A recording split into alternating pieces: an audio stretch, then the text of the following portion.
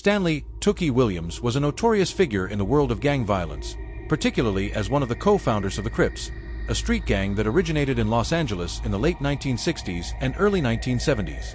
His reputation for being feared was rooted not just in his role as a gang leader, but also in the brutal acts of violence and his larger-than-life persona that came to symbolize the terror of gang life in Los Angeles. The birth of the Crips and the rise of Tookie Williams.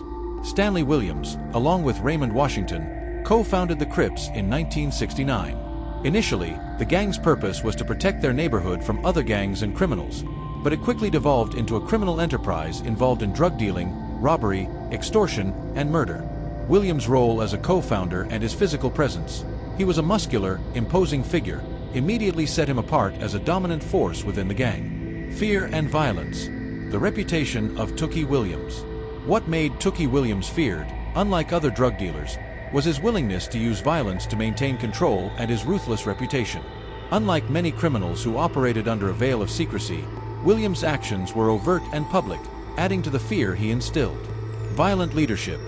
Williams was known for his violent methods of enforcing loyalty within the gang and dealing with rivals. Stories of his brutal beatings and murders circulated widely, establishing his reputation as someone not to be crossed. His physical strength and willingness to engage in direct confrontation made him particularly intimidating. Murder convictions. In 1979, Williams was arrested and later convicted for the murders of 4 people during 2 separate robberies. The first incident occurred at a 7-Eleven store where he killed Albert Owens, a young store clerk.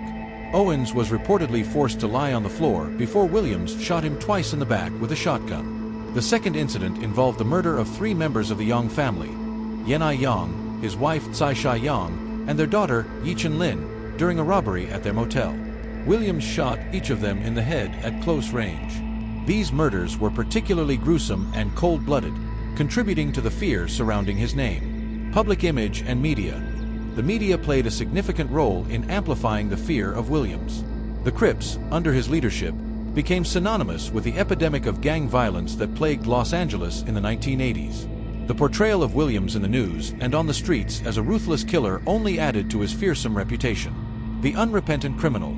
During his trial and subsequent imprisonment, Williams showed little remorse, further cementing his image as a remorseless killer.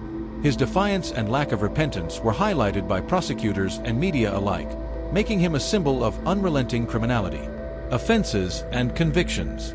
1979 arrest.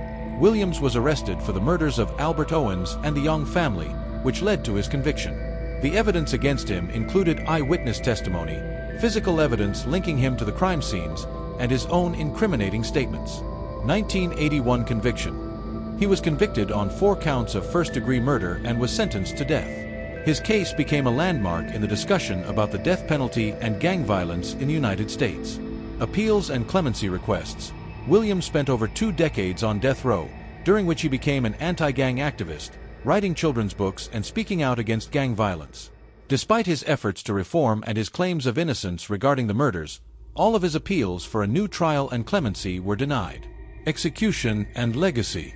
On December 13, 2005, Stanley "Tookie" Williams was executed by lethal injection at San Quentin State Prison. His execution was met with protests and calls for clemency from various activists, celebrities, and Nobel laureates who recognized his efforts to reform while on death row.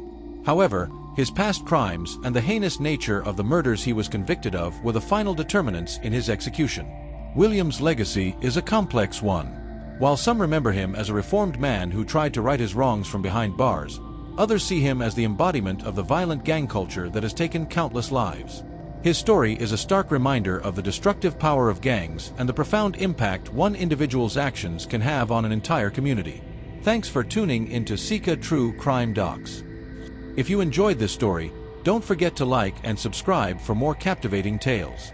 Your support helps us keep bringing these stories to life. See you in the next episode.